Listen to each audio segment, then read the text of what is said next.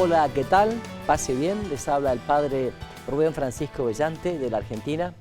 Es un gusto para mí compartir otro capítulo más de esta serie que hemos denominado Pequeños Pasos, Grandes Victorias.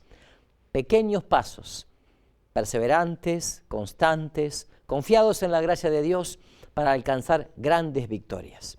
Y en este taller en donde estamos uniendo un poco ya los pasos conocidos de cómo salir de toda adicción, también lo iluminamos fuertemente con la palabra de Dios y también con el magisterio de la Iglesia y con los testimonios de muchas personas bautizadas que están trabajando entonces con este aspecto tan importante de la obra de misericordia, que es acompañar a las personas con adicciones de todo tipo y poder hablar también de esto en las comunidades parroquiales, en los colegios, en los ministerios, en los movimientos, sin miedos, sin prejuicios, sin vergüenzas, confiando en la gracia de Dios. Hoy quizás este tema no se lleva demasiado a la confesión sacramental, no se lleva demasiado a veces a la llamada dirección espiritual, que en muchos casos no es más que un acompañamiento de tipo psicosociológico, pero que no aparece fuertemente la gracia de Dios. Hoy queremos presentar este tercer paso en nuestro camino y lo hacemos a través de la imagen de la llave. Una llave. No tengo una llave en la mano, pero la imaginamos. Una llave. Una llave para abrir puertas. Porque si el primer paso fue colocar la llave en la ranura de la puerta, el segundo paso fue dar la vuelta a la llave, el tercer paso, que es este, sería abrir la puerta. Sí, abrir la puerta. Abrir la puerta a esta gracia de Dios que a través de Jesús quiere irrumpir en mi vida. Abrir la puerta para dejar que Él sea el Señor de nuestra vida. Como lo decimos en la oración inicial generalmente, Espíritu Santo, ven a nosotros para que realmente tengamos la paciencia de aceptar aquello que no podemos cambiar, la fortaleza de cambiar aquello que sí podemos cambiar, la sabiduría de distinguir una cosa de la otra, pero también recordando siempre que yo sin Dios no puedo nada, pero Dios sin mi colaboración no puede. O sea, no es que no puede, no desea. ¿Por qué? Porque en el fondo Él quiere mi disposición, mi apertura, mi disponibilidad. Esto es muy importante, Señor, que no se haga mi voluntad, sino la tuya. Que no se haga mi voluntad, mi capricho, en mi ego enfermo, sino tu voluntad. Entonces, esta es la idea del tercer paso. La capacidad entonces de decir, bueno, quiero, en el nombre del Señor, quiero abrir la puerta. Quiero abrir la puerta a esa gracia que es para mí, para cada uno, una gracia personal. Y aquí viene una imagen que me parece maravillosa. Digo para revisarla, una imagen. La imagen de Dios Padre. Ese Dios Padre tierno, misericordioso, que en las palabras del Papa Francisco nunca se cansa de perdonar. Somos nosotros los que nos cansamos de pedir perdón, diría nuestro pontífice, el Papa Francisco. Pues bien, yo te pregunto, a ver, en medio de tu adicción, de tu compulsividad, ¿qué imagen del Padre Dios está en tu corazón, en tu experiencia de vida? Una imagen quizás que se te dio en tu familia, en tu ámbito, quizás transmitida por tus padres o abuelos, o quizás por la religiosidad de tu parroquia, de tu colegio, de tus catequistas, sacerdotes, madrecitas, monjitas, no sé. ¿Cuál es la imagen? ¿La de un Dios policía que ante cualquier falla tuya está dispuesto a pegarte un golpe? La de un Dios comerciante, trueque, que si vos le das un sacrificio, una novena, no sé qué, entonces Él te da. La de un Dios entonces castigador, la de un Dios dulzón, meloso, que le da lo mismo una cosa que la otra, tú puedes hacer lo que quieras hacer y Él siempre va a ser un poco así, el que de alguna manera te complace en todos tus caprichos, más que un padre, diríamos casi, no sé, un bonachón, ¿no? No un Dios bueno, un bonachón. ¿Cuál es la imagen de Dios que tienes? Porque es importante esto, porque sin esto no podemos avanzar, porque hay muchas caretas, muchas máscaras equivocadas, desfiguradas, mamarrachadas de Dios. Y por eso cuesta confiar, cuesta hablarle, cuesta darle el corazón a un Dios mamarrachado, ¿no? Entonces es importante que te preguntes, bueno, a ver, ¿cuál es la imagen que tengo de Dios Padre, del Dios Abba? ¿Es la imagen que nos quiere regalar Jesús? ¿Es realmente la imagen que nos revela, que nos muestra Jesús? La imagen de Dios Padre, el audiovisual de Dios Padre. Porque solamente entonces en esta realidad puedo ser hijo, puedo vivir como hijo. Es importante esto, ¿no? Porque de acuerdo a esta experiencia de Dios como Padre, tu relación con Él o está basada en el cumplimiento, es decir, en hacer cosas, novenas, devociones, ritos, hasta la misa. Bueno, porque hay que hacerla, en mi parte exterior, pero no que toca tu corazón.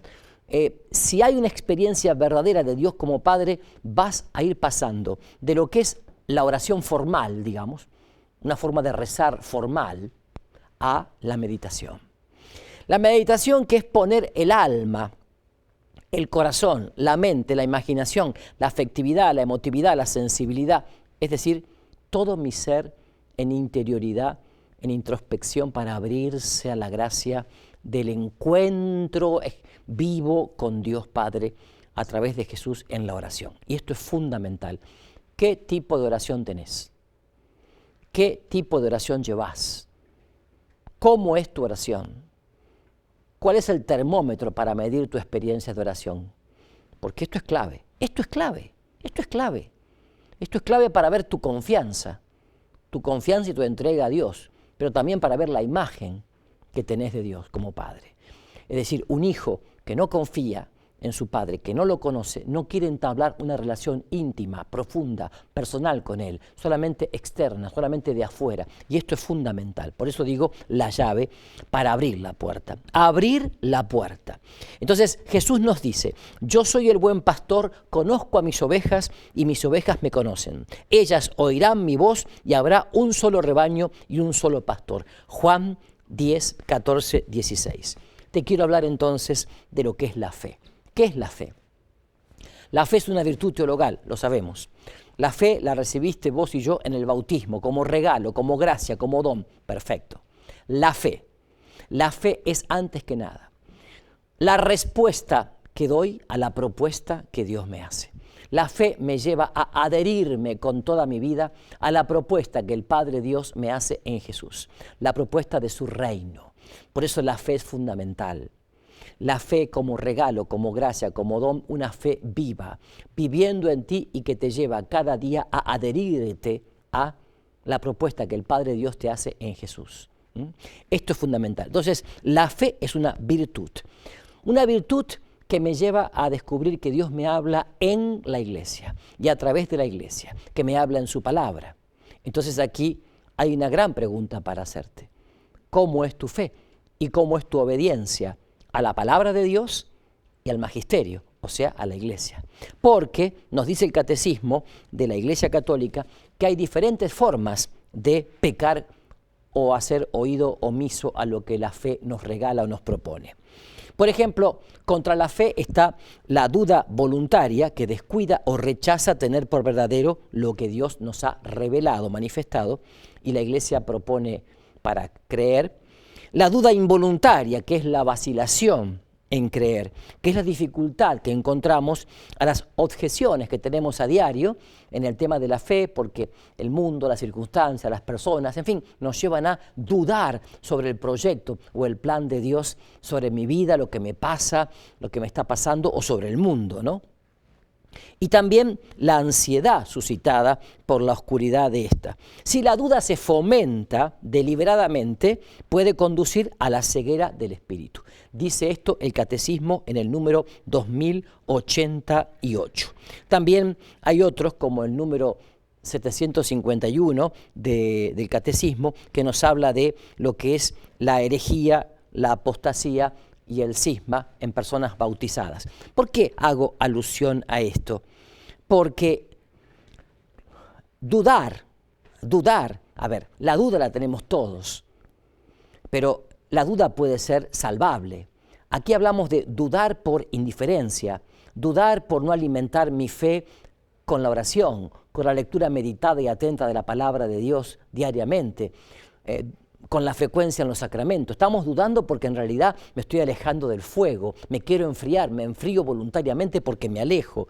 Y ciertamente, dice la carta a los Hebreos, capítulo 4, versículo 12. En efecto, la palabra de Dios es viva y eficaz, más penetrante que espada de doble filo, y penetra hasta donde se dividen el alma y el espíritu, los huesos y los tuétanos, haciendo un discernimiento de los deseos y los pensamientos más íntimos. ¿Qué quiere decir esto? La palabra de Dios es clara. Hebreos 4:12. Que si tu espíritu es ciego, se enceguece, la inteligencia se obnubila y esto conduce al uso inadecuado o erróneo de la voluntad, ciertamente que te vas a entregar a los instintos fáciles y a los caprichos más fáciles y a la inmadurez más fácil. Para crecer entonces en la dimensión espiritual de la persona humana se necesita la decisión de confiar y querer el querer de Dios. Es decir, dejar de lado mi ego terco, caprichoso, veleidoso, inmaduro, infantil por momentos, hacia la voluntad y el proyecto del Padre Dios que se me propone, pero nunca se impone, pero que si se propone es para mi libertad, para mi crecimiento, para mi felicidad, para mi plenitud. La fe es una decisión diaria, libre, voluntaria, pero ciertamente, para todo hábito bueno, o sea, virtud, los hábitos buenos son virtud, los hábitos malos son vicios. Para estos hábitos buenos, llamados virtud, del latín vir, fuerza, ¿no?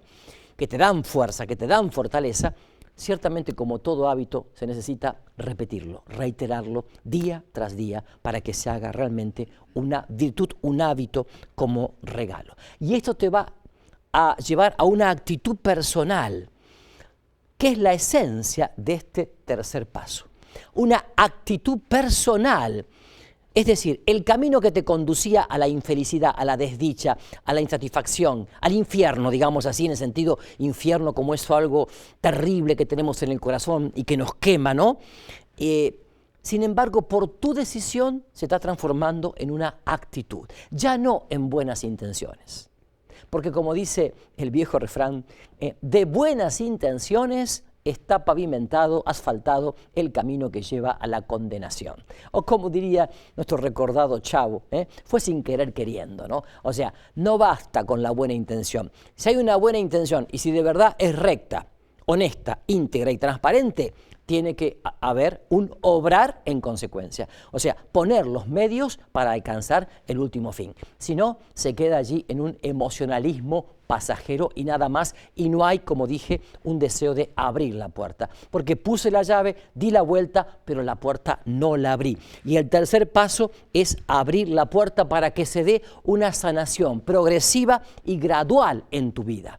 Este es como, yo diría, el meollo, ¿no? El carozo, el hueso de este tercer paso. Y justamente cuando hablamos de oración, por ahí muchos me dicen, lo que pasa es que yo vengo orando, no sé cómo vendrías orando, pero ponele, que vengo orando y Dios no me responde. Le pedí una gracia y Dios no me respondió. Fui a aquel santuario, hice tal y Dios no me respondió. Bueno, hablando de oraciones no respondidas. Primero, yo creo que el Padre Dios en Jesús nos escucha siempre. Y si nos escucha siempre, ya la oración está respondida. ¿Por qué?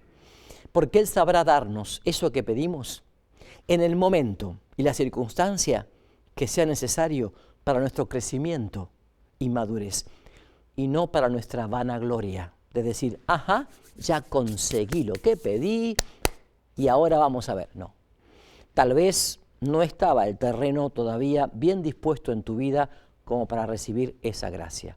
Por eso tú dices, oraciones no respondidas. No sé si no son no respondidas, por lo menos Dios siempre nos escucha. Lo que pasa es que hay que ver cómo se ora, si con un corazón de hijo, de hija, confiado, que se abandona, que se entrega, o con una actitud así de cliente de banco que va al gerente a pedir un préstamo y a exigir tal o cual cosa. Hay que ver un poquito cuál es la actitud de una oración, si está empapada de Espíritu Santo o no. Porque justamente el Espíritu Santo nos revela la verdad. ¿La verdad de quién? El Espíritu Santo que viene en nuestro auxilio y que lo has recibido como yo el día del bautismo y también lo hemos recibido en el sacramento de la confirmación y en mi caso también lo recibí en el día de la ordenación sacerdotal. Bien, pero el Espíritu Santo nos revela la verdad sobre Dios, no solo sus imágenes equivocadas, sino un Dios auténtico. ¿Quién es Dios? Nos revela, nos da a conocer quiénes somos nosotros mismos, o sea, vos y yo. Lo importante es estar en oración para recibir instrucción y claridad sobre nuestra propia vida. Entonces, esto es importante. Y también el Espíritu Santo nos revela luz, nos da luz sobre situaciones de nuestra propia vida personal, familiar, comunitaria. El Espíritu nos va revelando qué hay en el corazón del otro, revela las luces para mejorar el diálogo con los demás. Por eso hay que pedirle mucha inspiración al Espíritu Santo, mucha luz, mucha intuición, porque la experiencia espiritual, la experiencia de ser hombres y mujeres espirituales, nos da una mejor calidad de vida. Entonces, yo creo que lo único que hace falta para este tercer paso es un verdadero querer y desear de aceptar la voluntad de Dios diariamente en mi vida. Esto es importante. Como adicto, mi voluntad está quebrada y Dios es el único que la puede restablecer. Ahora viene el término querer. Atención, dijimos antes desear y querer. El término querer en el lenguaje se puede confundir con desear. Querer es verse motivado a hacer algo que me mejore y me eleva hacia planos superiores. El querer brota de las vivencias más profundas del deseo, mucho más profunda que el deseo. Quiero decir que el querer es mucho más profundo que el deseo. El deseo consiste en querer algo que depende de sensaciones exteriores. En cambio, no, el querer es mucho más. Desear es más superficial e inmediato. Querer es más profundo y lejano. Por eso digo, hay que tener cuidado de no confundir querer con desear. La mayoría de las personas en el mundo confunden mucho el deseo de algo inmediato, el deseo que tiene que ser digamos, satisfecho ya, llame ya, lo quiero ahora. Y justamente la educación de los deseos es muy importante en los hijos, en los nietos, en los catequizandos, en los adultos también. Esta educación del deseo, porque el que sabe esperar es capaz de elegir, porque puede renunciar a frutos inmediatos por un bien mayor. Incluso puede renunciar a cosas que son buenas ahora ya, inmediatamente, por cosas que serán mucho mayores. Fíjense ustedes un ejemplo en las relaciones sexuales, cuando se dan como un bien de consumo, de usar y tirar, sin casi ningún componente afectivo y de compromiso personal, esto convierte en las relaciones no solamente en algo anónimo, sino en algo que es vacío, que frustra, que deja infeliz, que deja insatisfecho. Y esto lamentablemente es el ABC de las relaciones que hoy tienen muchísimos adolescentes, jóvenes y adultos. Una especie de compra-venta. Lo que el Papa Francisco dice hablando de la trata de personas, o sea, reducir a la persona a un objeto, a una cosa, lamentablemente hoy se da muy corrientemente, aún en grupos o personas que están en el mundo de lo católico, colegios, comunidades, ministerios, porque la sociedad a través de la televisión, el cine, los criterios de internet, en fin, presenta un estilo